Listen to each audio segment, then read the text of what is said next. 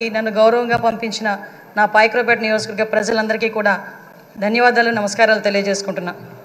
7 సార్లు ఎమ్మెల్యే, 5 సార్లు మంత్రి, 1 సారి ఎంపీ, ఇన్ని సార్లు రాజకీయ జీవితం గడిపినా కూడా ఎక్కడా కూడా భూతద్దం పెట్టి ఎతికినా కూడా ఒక మచ్చ కూడా కనిపించక, కేసు పెట్టాలని ప్రయత్నం చేసినా కూడా ఏమీ కనబడక, నిర్భయ యాక్ట్లు పెట్టుకునే స్థాయికి దిగజారిన ఆ గవర్నమెంట్లో కూడా ఎదురుడి నిలబడిన ధీరుడు మా అయ్యన్న పాత్రుడు గారు, మా తాతాజీ గారు.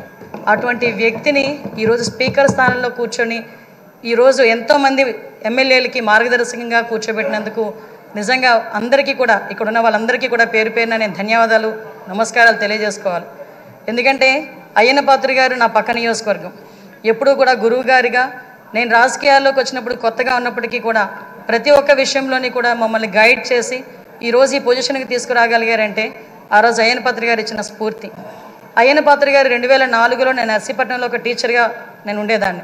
ఎందుకంటే ఈ ఒక్క ముక్క చెప్పాలి. ఎందుకంటే ఈ ఎన్డీఏ గవర్నమెంట్ కానీ తెలుగుదేశం పార్టీ గవర్నమెంట్ కానీ ఒక సామాన్యులను తీసుకొచ్చి శాసనసభలో కూర్చోబెట్టి శాసనాలు తీర్చిదిద్దే విషయంలో ముందుకు కూర్చోబెడుతున్నారన్న విషయాన్ని తెలియజెప్పడానికి ఒక విషయం చెప్పాలి. 2004లో నేను టీచర్గా నర్సీపట్నంలో పనిచేస్తున్నా. ఆ టైంలో గౌరవ స్పీకర్ గారు అక్కడ ఎమ్మెల్యే. ఆ రోజు నేను వెళ్ళి మీకు బొకే కూడా ఇచ్చున్నా, మీ జన్మదినానికి వచ్చి మేము శుభాకాంక్షలు తెలియజెప్పడానికి యాజ్ ఎ టీచర్గా. మళ్ళీ ఈరోజు ఇక్కడ కూర్చొని ఒక శాసనసభలో ఒక మంత్రిగా, ఒక స్పీకర్గా మీకు ధన్యవాదాలు తెలియజేసుకునే ఒక మంచి అవకాశం ఇచ్చినందుకు తెలుగుదేశం పార్టీ అధినేతగా చంద్రబాబు నాయుడు గారికి అందరి తరపున నేను ధన్యవాదాలు నమస్కారాలు తెలియజేసుకోవాలి.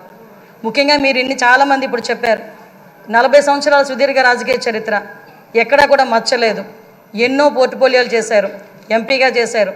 అతి ముఖ్యంగా ఒక సామాన్యుడికి అతి దగ్గరగా ఉండి కార్యకర్తకి భరోసాగా నిలబడి అయ్యన్న పాత్రుడు అంటే ఒక బ్రాండ్గా నిల్చున్న వ్యక్తి మీరు. ఇవన్నీ జరగడమే కాకుండా మొన్న 2019 అంటే ఇంతవరకు మనం ఎంతవరకు పనిచేసామనేది ఒక ఎత్తు అయితే 2019 నుంచి 2024 వరకు ఉన్న పీరియడ్ని మనం ఒక బ్లాక్ పీరియడ్ కింద తీసుకోవాలి రాజకీయ చరిత్రలోనే.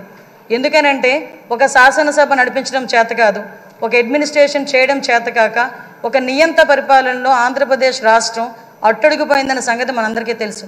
చాలా సందర్భాల్లో తమరితో కూర్చునేటప్పుడు కూడా నేను ఇన్ని సంవత్సరాలు రాజకీయంలో ఉన్నాను కానీ ఇలాంటి ముఖ్యమంత్రిని చూడలేదు అని ఒక్కొక్క సందర్భంలో మీరు మీ భాషలో చెప్పిన సందర్భాన్ని కూడా ఇక్కడ గుర్తు చేసుకోవాలి. ఎందుకనంటే ఇన్ని సందర్భాలు ఒక ఎత్తు అయితే ఈ 5 సంవత్సరాలు మీరు ఎదుర్కొన్న సమస్యలు, నేను ఈ ఒక్క విషయంలోని కూడా మీ కుటుంబ సభ్యుల్ని కూడా నేను అప్రిషియేట్ చేయాలి సార్. ఎందుకంటే 40 సంవత్సరాల రాజకీయ చరిత్రలో మీరు ఎక్కడా కూడా ఒక మచ్చ లేకుండా మీ రాజకీయ ప్రస్థానం మీరు వెళ్తున్నారంటే అక్కడ మీ సతీమణిగా ఉన్న పద్మావతమ్మ కానీ, మీ కుమారులుగా ఉన్న విజయ్ రాజేష్ గారు కూడా, మా కుటుంబ సభ్యులందరూ కూడా మీకు సపోర్టివ్గా నిలబడ్డాం. లాస్ట్ 5 ఇయర్స్లో మనం చూసుకుంటే విజయ్, రాజేష్, అమ్మ ఈ ముగ్గురు కూడా ఎంతో బాధపడ్డారు. రాజకీయంలో ఉన్నందుకు మనం బాధపడడం, మనం ఆ ప్రాబ్లం ఫేస్ చేయడం అనేది ఒక ఎత్తు అయితే ఎక్కడా కూడా తొనకకుండా వెనకకుండా మీకు సపోర్ట్ చేయటం. ఆఖరికి ఎంత దారుణం అంటే మనవరాల్ని కూడా ఇంట్రాగేట్ చేశారు పోలీసులు వచ్చి. చిన్న పిల్ల 3 సంవత్సరాల పిల్లని కూడా ఇంట్రాగేట్ చేసి ఆ అమ్మాయిని కూడా భయకంపితులను చేశారు. అటువంటి సిచ్యువేషన్లో కూడా ఎక్కడ కూడా కదలలేదు. ఒక చిన్న 6 అడుగుల దూరం అని చూపించి గోడని కూల్చడానికి వందలాది మంది పోలీసులు మీ ఇంటి చుట్టుపక్కల పెట్టినా, సార్ ఎక్కడికైనా వెళ్ళండి జైల్లో పెడితే మళ్ళీ ఇబ్బందులు పడతారేమో అంటే, వస్తే అరెస్ట్ చేయని అమ్మా ఏం చేస్తారు మహా అయితే, చచ్చేటప్పుడు కూడా అదే జెండాతో చచ్చిపోతాను తప్పించి ఏ రోజు కూడా జెండా మార్చకుండా నేను నిలబడతాను, అది నా రాజకీయ నైజం అని గర్వంగా చెప్పిన వ్యక్తి మా అయ్యన్న పాత్రుడు గారు. అటువంటి వ్యక్తి ఈరోజు సభా స్పీకర్ స్థానంలో ఉండటం నిజంగా మా అదృష్టంగా నేను భావిస్తున్నా. అదేవిధంగా ఈరోజు ఏదైతే ఇందాక మన నాయకులందరూ కూడా చెప్పున్నారు, లాస్ట్ 5 సంవత్సరాల్లో పరిస్థితి ఎలా ఉందంటే ఇంకొక విషయం ఇక్కడ చెప్పాలి సార్. ఎందుకంటే ఈరోజు ఒక బీసీ నాయకుడిని, ఒక 40 సంవత్సరాల సుదీర్ఘ అనుభవం రాజకీయ అనుభవం ఉన్న ఒక నాయకుడిని సరైన పొజిషన్లో సరైన మనిషిని సరైన పొజిషన్లో కూర్చోబెట్టేటప్పుడు ప్రతిపక్ష హోదాలో ఉన్నవారు, ప్రతిపక్ష హోదా కూడా కాదు, మినిమం మా పార్టీ ఎమ్మెల్యేలు ఇక్కడికి వచ్చి పార్టీ సభ్యుల కింద మిమ్మల్ని కూర్చోబెట్టడం ఒక సంప్రదాయం. సాంప్రదాయాలకు విలువిచ్చే ఒక పార్టీగా, సాంప్రదాయాలు విలువిచ్చే అధికార పక్షంగా నిన్న కూడా ప్రమాణ స్వీకారాలు చేసేటప్పుడు 11 మందిలో ఒక ఎమ్మెల్యే మాత్రమే జగన్మోహన్ రెడ్డి అన్న వ్యక్తి, అతనికి ప్రతిపక్ష హోదా లేదు. అలాంటి వ్యక్తిని కూడా సీరియల్ ప్రకారమో ఆల్ఫాబెట్ ప్రకారమో పిలవకుండా ఒక గౌరవ మాజీ ముఖ్యమంత్రి అన్న ఒక హోదాలో మనం పిలిపించి మినిస్టర్స్ తర్వాత అతను ప్రమాణ స్వీకారం చేసే అవకాశం ఇచ్చాం. అది మన గౌరవం, మన సంప్రదాయం. అది కాకుండా ఈరోజు అటువంటి సంప్రదాయం ఎందుకు వాళ్ళు రిసీవ్ చేసుకోలేకపోతున్నారు? ఈరోజు ఒక బీసీ నాయకుడు ఆయన రాకపోతే పోయాడు, ఆయన పులివెందులు వెళ్తాడు, ఎక్కడికి వెళ్తాడు. మిగతా సభ్యులను కూడా పిలిపించి కూర్చోబెట్టి మిమ్మల్ని ఆ స్థానంలో కూర్చోబెట్టని పిలిపించుంటే ఎంత గౌరవంగా ఉండేది. అంటే వాళ్ళకి గౌరవం ఇచ్చి పుచ్చుకోవడం కూడా చేత కాదన్న సంగతి ఈ ఒక్క సభ మొదటి రోజే మనందరికీ కూడా అర్థమైంది.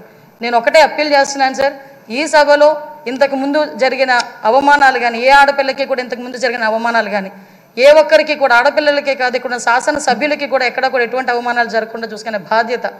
ఎందుకంటే నాయకుడిగా 40 సంవత్సరాల సుదీర్ఘ అనుభవం చంద్రబాబు నాయుడు గారి కంట కన్నీరు చూసింది ఈ అసెంబ్లీని.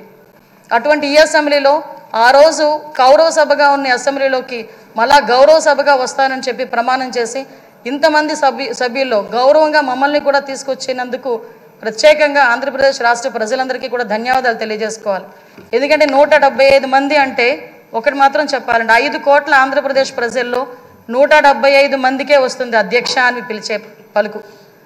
ఒకే ఒకరికి వస్తుంది అధ్యక్ష అని పిలిపించుకునే ఒక వర్డ్. అది మీరవ్వటం నిజంగా మా అదృష్టం, ఉత్తరాంధ్ర ప్రజలు చేసుకున్న అదృష్టంగా నేను భావిస్తున్నా. అటువంటి ఉత్తరాంధ్ర నుంచి వచ్చిన మీరు ఈరోజు ఇందాక పెద్దలు గౌరవనీయులందరూ చెప్పినట్టుగా ఉత్తరాంధ్ర ప్రజలకే కాదు ఆంధ్రప్రదేశ్ రాష్ట్ర ప్రజలకి అదేవిధంగా భారతదేశంలోని స్పీకర్లందరికీ కూడా ఆదర్శప్రాయంగా ఉంటారని నేను మనస్ఫూర్తిగా నమ్ముతున్నా. మీకు ఆ బ్యాలెన్సింగ్ ఉంది సార్. చాలామంది ఏమనుకుంటారంటే మనం స్పీడ్ అవుతామేమో అనుకుంటారు, కానీ మీకు ఆ బ్యాలెన్సింగ్ ఉందన్న సంగతి నాకు తెలుసు.